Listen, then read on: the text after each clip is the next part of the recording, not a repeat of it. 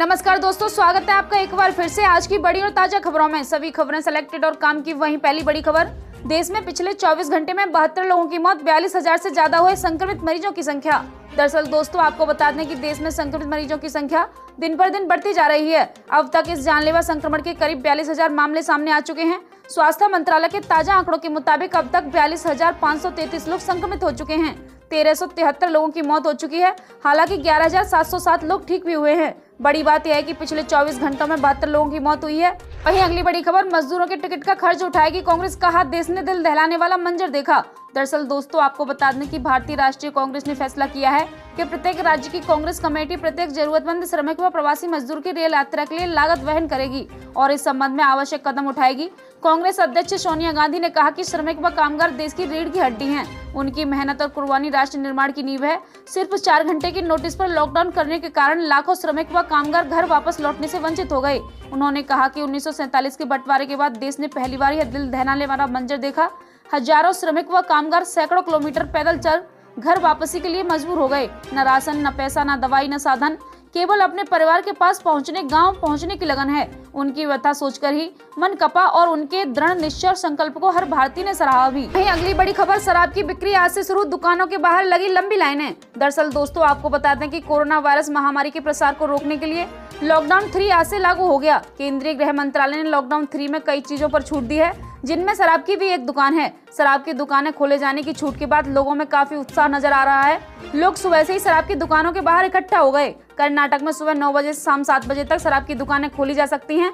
लंबे समय के बाद शराब की दुकानें खुलने को लेकर कर्नाटक के हुबली के लोग इस कदर उत्साहित हैं कि दुकानों के बाहर लंबी लाइनें नजर आ रही हैं। लोग सुबह 7 बजे से ही शराब की दुकानों के बाहर खड़े हुए हैं। वहीं अगली बड़ी खबर, महाराष्ट्र, दिल्ली और गुजरात में कोरोना का कहर, सबसे अधिक लॉकडाउन के बावजूद बिगड़े हालात। दरअसल दोस्तों, आपको बता दें कि कोरोना वायरस में सबसे ज्यादा प्रभावित राज्य महाराष्ट्र है। राज्य स्वास्थ्य मंत्रालय के अनुसार अब तक संक्रमित मरीजों की संख्या 12,296 हो गई है। बीते 24 घंटों में 790 नए पॉजिटिव मामले सामने आए। वहीं 36 लोगों की मौतें भी हुई हैं। इसके साथ ही राज्य में अब तक 521 मरीजों की मौत हो चुकी है। वहीं आपको गुजरात स्वास्थ्य विभाग के मुताबिक राज्य में कुल पॉजिटिव मामलों की संख्या 5,055 हो गई है। इसमें से 896 लोग ठीक हो चुके हैं और 262 लोगों की अब तक मौत हो चुकी है। वहीं दिल्ली सरकार के मुताबिक दिल्ली में पॉजिटिव मामलों की कुल संख्या अब 4,122 हो गई है। इसमें से 1,256 लोग ठीक भी हुए हैं। 64 लोगों की अब तक मौत हो चुकी है। वहीं अगली बड़ी खबर, बिहार लौटने की इच्छा रखने वाले दूसरे राज्यों में फंसे लोगों के आवेदन के लिए सरकार ने जारी किया लिंक। दरअसल दोस्तों, आपको बता दें कि बिहार सरकार ने बाहर फंसे मजदूर, छात्र व दूसरे लोगों को बिहार आने के लिए आवेदन का साइट जारी कर दिया है। जिस प्रदेश में लोग फंसे हैं, वहां के लिए जारी लिंक पर अपना आवेदन बिहार आने के लिए करा सकते हैं। इसी के साथ विभाग ने राज्य सरकार के उस साइट का भी लिंक जारी किया है, जिस पर बाहर जाने के इच्छुक लोग आवेदन करा सकते हैं। आवेदन के दौरान मांगी जाने वाली सारी सूचनाएं देनी होंगी। बिहार में फंसे लोग, बाहर के लोग अपने राज्य में जाना चाहते हैं तो उन्हें covid19.bihar.government.in पर जाकर आवेदन करने होगा। वहीं अगली बड़ी खबर, अमेजन और फ्लिपकार्ट पर आज से स्मार्टफोन की बिक्री शुरू। दरअसल दोस्तों, आपको बता दें कि कोरोना संक्रमण के बढ़ते प्रभाव को देखते हुए भारत में लॉकडाउन को 17 मई तक बढ़ा दिया गया। साथ ही देश के राज्यों को रेड जोन, ग्रीन जोन और ऑरेंज जोन में बांट दिया गया है। भारत सरकार की नई गाइडलाइन के मुताबिक ग्रीन और ऑरेंज जोन में 4 मई से गैर जरूरी सामान की बिक्री ई-कॉमर्स साइट पर शुरू हो गई। इसका मतलब है कि अब लोग आज से स्मार्टफोन से लेकर स्मार्ट टीवी, फ्रिज तक खरीद सकेंगे। इसके अलावा इन जोन में रिटेल स्टोर भी खोले जाएंगे। वहीं आपको बता दें कि भारत सरकार की नई गाइडलाइन के अनुसार ई-कॉमर्स साइट पर 4 मई से गैर जरूरी सामान की डिलीवरी शुरू हो गई। इसके साथ ही ग्रीन और ऑरेंज जोन के बाहर सुबह क्षेत्रों में 7 बजे से लेकर शाम 7 बजे तक बिक्री के लिए जुड़े कार्य कर दिए जाएंगे। वहीं आपको आगे बताते हैं कि नई गाइडलाइन के मुताबिक देश के रेड जोन में गैर जरूरी सामान की डिलीवरी नहीं होगी। इन क्षेत्रों में लोगों तक केवल जरूरी सामान ही पहुंचाया जाएगा। वहीं दूसरी तरफ विशेषज्ञों का मानना है कि सरकार के इस कदम से भारत की अर्थव्यवस्था को दोबारा ट्रैक पर लाया जा सकेगा। वहीं आपको आगे बताते हैं, रेड जोन में मुंबई, दिल्ली, कोलकाता, हैदराबाद, पुणे, बेंगलुरु और अहमदाबाद जैसे शहर शामिल हैं। इन शहरों को रेड जोन में गैर जरूरी सामान की ऑनलाइन डिलीवरी नहीं हो जाएगी। साथ ही ई-कॉमर्स कंपनियों की 60% तक बिक्री होने के अनुमान लगाया गया है। वहीं अगली बड़ी खबर, लॉकडाउन और बेमौसम बारिश से प्याज के किसानों के निकले आंसू। दरअसल दोस्तों, आपको बता दें कि देश में कोरोना वायरस के बढ़ते प्रसार को रोकने के लिए लॉकडाउन लागू किया गया है, लेकिन इससे प्याज के किसानों को भयंकर नुकसान हुआ है। लॉकडाउन के कारण बाजारों तक पहुंच और मंडियों के बंद होने की वजह से प्याज के किसानों को फसल की लागत से भी कम प्याज बेचने के लिए मजबूर होना पड़ रहा है। इस साल प्याज का उत्पादन अच्छा हुआ था, लेकिन मंडियों के बंद होने से किसान धीरे धीरे गहरे वित्तीय संकट की ओर बढ़ रहे हैं। साथ ही खरीदारों की कमी और बेमौसम बारिश के कारण फसल के बर्बाद होने की संभावना भी बढ़ रही है। इंदौर के किसानों ने दावा किया कि उन्होंने खरीदारों के न होने के चलते इस सप्ताह फसल की कीमत से 7 से 6 रुपए किलो तय कर दी है। किसानों ने बताया कि फसल की लागत ही 8 से 9 रुपए प्रति किलो है, लेकिन हमारे पास दूसरा कोई रास्ता नहीं है, इसलिए मजबूरन हमें इस कीमत पर फसल बेचने के लिए तैयार होना पड़ा। दरअसल आपको बता दें कि किसानों ने जिला प्रशासन से मांग की है कि वे किसानों को सीधे उपभोक्ताओं तक पहुंचने में मदद करे, जिससे आपूर्ति श्रृंखला में बिचौलियों को हटाया जा सके। इंदौर नगर निगम विक्रेताओं के माध्यम से आलू और प्याज की शहर में आपूर्ति कर रहा है, साथ ही व सब्जियों की भी आपूर्ति करने की योजना बना रहा है। वहीं अगली बड़ी खबर, मिजोरम बीजेपी ने केंद्र से पूर्वोत्तर के प्रवासियों को लाने के लिए विशेष ट्रेन चलाने की मांग की है। दरअसल दोस्तों आपको बता दें कि भाजपा की मिजोरम इकाई ने रविवार को केंद्र से अनुरोध किया कि राष्ट्रव्यापी लॉकडाउन के कारण देश के विभिन्न हिस्सों में फंसे पूर्वोत्तर के लोगों को वापस लाने की व्यवस्था की जाए। प्रदेश भाजपा अध्यक्ष वनलाल मुवाका ने कहा, हमने केंद्रीय रेल मंत्री पीयूष गोयल से पूर्वोत्तर के फंसे लोगों के लिए विशेष ट्रेन चलाने का अनुरोध किया है, जैसा कि सरकार ने अन्य राज्यों के लिए किया है। केंद्रीय गृह मंत्रालय ने पिछले हफ्ते राज्यों को बसों और ट्रेनों के जरिए प्रवासी कामगारों, छात्रों और पर्यटकों को वापस लाने की मंजूरी दी थी। वनलाल मुवाका ने कहा कि प्रदेश भाजपा के 3 नेताओं को पूर्वोत्तर के लिए विशेष ट्रेन के इंतजाम करने की निगरानी की जिम्मेदारी दी गई है। इधर भारतीय राष्ट्रीय कांग्रेस ने फैसला किया है कि प्रत्येक राज्य की कांग्रेस कमेटी प्रत्येक जरूरतमंद श्रमिक और प्रवासी मजदूर की रेल यात्रा के लिए लागत वहन करेगी और इस संबंध में आवश्यक कदम उठाएगी। कांग्रेस अध्यक्ष सोनिया गांधी ने कहा कि श्रमिक व कामगार देश की रीढ़ की हड्डी हैं। उनकी मेहनत और कुर्बानी राष्ट्र निर्माण की नींव है। सिर्फ 4 घंटे के नोटिस पर लॉकडाउन करने के कारण लाखों श्रमिक व कामगार घर वापस लौटने से वंचित हो गए। वहीं अगली बड़ी खबर, रेड जोन में है पूरी दिल्ली, राज्य के लोगों को छूट दे रही केजरीवाल सरकार। दरअसल दोस्तों आपको बता दें कि आज से 2 हफ्ते के लिए लॉकडाउन बढ़ गया।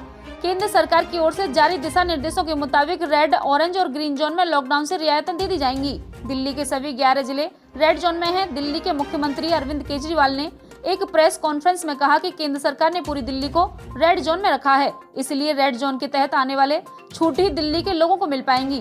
पूरी दिल्ली के रेड जोन में होने से अर्थव्यवस्था और राजस्व की समस्या का जिक्र करते हुए केजरीवाल ने कहा कि दिल्ली को रेड जोन में कर देने से 2 समस्या हो रही हैं। जनता का रोजगार चला गया, व्यापारियों को दिक्कत हो रही है। दूसरी तरफ सब सारी अर्थव्यवस्था बंद है, तो सरकार को राजस्व आना बंद हो गया है। फिर सरकार कैसे चलेगी? इससे पूरी अर्थव्यवस्था गड़बड़ा गई है। 3500 करोड़ का रेवेन्यू आया करता था, इस साल अप्रैल में 350 करोड़ का राजस्व आया है। हमने केंद्र सरकार को सुझाव दिया है कि दिल्ली में लगभग 97 कंटेनमेंट जोन हैं, उनको पूरी तरह सील कर दिया जाए और बाकी दिल्ली को ग्रीन जोन कर दिया जाए, चाहे तो ऑड इवन कर दें। वहीं अगली बड़ी खबर, यूपी में सोशल डिस्टेंसिंग के साथ बिकेगी शराब, कुछ शर्तों के साथ राहत का ऐलान, रेड जोन में जारी रहेगी सख्ती। दरअसल दोस्तों आपको बता दें कि यूपी सरकार ने आज से शुरू हो रहे लॉकडाउन के तीसरे चरण में कुछ शर्तों के साथ राहत का ऐलान किया है। सबसे ज्यादा सख्ती रेड जोन में की गई, जहां कोरोना संक्रमित केस सामने आए हैं। अपर मुख्य सचिव अवनीश अवस्थी के मुताबिक अगर किसी जगह 1 से ज्यादा केस हैं तो 1 किलोमीटर का दायरा हॉटस्पॉट का होगा। अगर सिर्फ 1 केस होगा तो कम से कम 400 मीटर का दायरा हॉटस्पॉट का बनाया जाएगा। उन्होंने कहा कि भारत सरकार की गाइडलाइन के आधार पर ही उत्तर प्रदेश में दिशा निर्देश जारी किए गए हैं। यह व्यवस्था 4 मई से 2 सप्ताह के लिए लागू रहेगी। इसमें रेड जोन, ग्रीन जोन और ऑरेंज की परिभाषा के हिसाब से जनपदों को बांटा जाएगा। वहीं अगली बड़ी खबर, लॉकडाउन 3 में रेड जोन को ऑरेंज जोन में लाने की चुनौती, घर घर होगा सर्वे, टेस्टिंग बढ़ाने की तैयारी।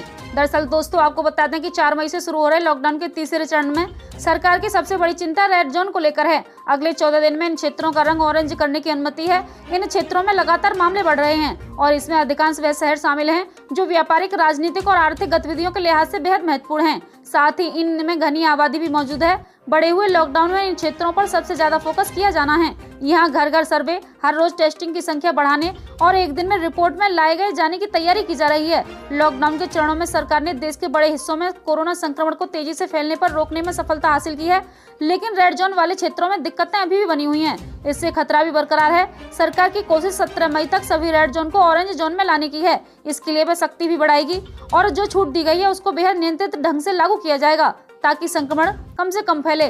मध्य प्रदेश सरकार ने तो सतर्कता बरतते हुए शराब की दुकानों को खोलने का फैसला भी वापस ले लिया। वहां अब 17 मई तक दुकानें बंद रहेंगी। वहीं अगली बड़ी खबर, घर बैठे मिलेगा लोन, वह भी 1 घंटे के भीतर। पीएनबी ने शुरू की है सर्विस। दरअसल दोस्तों आपको बता दें कि लॉकडाउन में अगर आपको अचानक पैसों की जरूरत पड़ गई तो पंजाब नेशनल बैंक आपकी मदद करेगा। पीएनबी ने अपने ग्राहकों के लिए बैठ लोन देने की सर्विस शुरू की है और 1 घंटे में कम से कम पीएनबी के इस स्कीम को पीएनबी लोन इन 59 मिनट नाम दिया गया है। अगर आप पीएनबी से घर, वाहन, बिजनेस या फिर किसी पर्सनल काम के लिए लोन लेना चाहते हैं तो आपका काम चुटकी बजाते ही हो जाएगा। पीएनबी लोन इन 59 मिनट के लिए आसान शर्तों पर लोन दिया जा रहा है। हालांकि पीएनबी समेत कई और बैंक भी यह सर्विस जारी कर रही हैं कि पीएनबी के अलावा एसबीआई, बैंक ऑफ बड़ौदा, समेत कई सरकारी बैंक 59 मिनट में लोन देते हैं। अगर आप घर बैठे ही 1 घंटे के समय से कम लेना चाहते हैं तो आपको पीएनबी की लोन देने वाली वेबसाइट पर विजिट करना होगा। वहीं अगली बड़ी खबर, प्रवासी मजदूरों की घर वापसी से उद्योग जगत परेशान, फैक्ट्रियां खुलने पर कामगार नहीं मिलने की चिंता। दरअसल दोस्तों, आपको बता दें कि केंद्र सरकार से घर वापसी की मंजूरी मिलने के बाद एक तरफ जहां प्रवासी मजदूरों की खुशी का ठिकाना नहीं है, वहीं राज्यों में लॉकडाउन में मिली रियायतों के मद्देनजर खुलने की तैयारी कर रहे उद्योगों के माथे पर चिंता की लकीरें खिंच गईं। जानकारों का कहना है कि लॉकडाउन में काम ठप पड़े होने से उद्योग जगत पहले से हलकान है। फैक्ट्रियां खुलने के बाद मजदूर नहीं मिलने से उसकी मुश्किलें और बढ़ जाएंगी। पीएचडी चैम्बर ऑफ कॉमर्स के अध्यक्ष डीके अग्रवाल के मुताबिक एक बार मजदूर गांव चला गया तो उसे वापस लाना बेहद मुश्किल होगा। गांव में ही मनरेगा और खेती किसानी में रोजगार मिलने के कारण मजदूर शायद ही शहर लौटना चाहेगा। अगर वापसी करेगा तो वह ज्यादा मजदूरी की मांग करेगा। उन्होंने चेताया कि चूंकि काफी दिनों से बंद पड़े उद्योगों ज्यादा खर्च करने की स्थिति में नहीं होंगे, इसलिए मजदूरों का पलायन उम्मीद से कहीं अधिक बड़ी चुनौती बनने जा रहा है। ऐसे में केंद्र सरकार को राज्यों के साथ मिलकर मजदूरों का पलायन रोकना चाहिए। उद्योग जगत इस दिशा में हर संभव मदद करने को तैयार है। वहीं अगली बड़ी खबर, 8 लाख बियर बर्बाद होने का खतरा, नालियों में बहाने का सिलसिला शुरू। दरअसल दोस्तों, आपको बता दें कि कोरोना वायरस महामारी को फैलने से रोकने के लिए देश भर में लॉकडाउन की अवधि को केंद्र सरकार की तरफ से तीसरी बार बढ़ा दिया गया है। ऐसे में बियर बनाने वाली 250 छोटी कंपनियों को करीब 8 लाख लीटर ताजी बियर बर्बाद होने की चिंता सताने लगी है। वहीं देश के उत्तरी राज्यों में करीब 700 करोड़ रुपए की लागत तैयार अंग्रेजी शराब की सप्लाई अटक गई है। शराब उद्योग के जानकार बताते हैं कि बोतलबंद बियर की तुलना में ताजी बियर जल्दी खराब हो जाती है। यही कारण है कि अब लॉकडाउन की तीसरी बार बढ़ने के खराब होने का खतरा और भी बढ़ गया है। नए वित्त वर्ष के शुरू होने के कारण दिल्ली को छोड़ अन्य उत्तरी राज्यों में 700 करोड़ की कीमत वाली भारत निर्मित अंग्रेजी शराब की करीब 12 लाख बोतलें अटक गई हैं। दरअसल लॉकडाउन की पाबंदियों के कारण इन्हें बेच पाना संभव नहीं हो पा रहा। ऐसे में संबंधित राज्यों में इन्हें बेचने के लिए मंजूरी की जरूरत है। वहीं मौसम अपडेट, अगले 24 घंटों के दौरान संभावित मौसम। अगले 24 घंटों के दौरान जम्मू कश्मीर, लद्दाख, हिमाचल प्रदेश और उत्तराखंड में गरज चमक के साथ कई स्थानों पर हल्की से मध्यम बारिश होने के आसार हैं। कुछ स्थानों पर भारी बौछारें गिर सकती हैं। कहीं कहीं बर्फबारी भी हो सकती है। पंजाब, हरियाणा, दिल्ली में उत्तरी राजस्थान के कुछ हिस्सों में तेज हवाओं और बादलों की गर्जना के साथ भारी बारिश संभव है। 1-2 स्थानों पर ओलावृष्टि और तेज हवाएं चलने की आशंका है। पूर्वोत्तर भारत, पश्चिम बंगाल और सिक्किम में तेज प्री मानसून वर्षा जारी रहेगी। केरल, आंतरिक तमिलनाडु, तटीय कर्नाटक में हल्की से मध्यम बारिश और तटीय आंध्र प्रदेश में 1-2 स्थानों पर हल्की वर्षा होगी। मध्य महाराष्ट्र, आंतरिक कर्नाटक, बिहार, झारखंड और उड़ीसा में 1-2 स्थानों पर हल्की बारिश हो सकती है। ये थी अब तक की बड़ी खबरें। कृपया वीडियो को लाइक करें, शेयर करें, सब्सक्राइब करें। जल्दी मिलते हैं बड़ी अपडेट के साथ। तब तक के लिए धन्यवाद।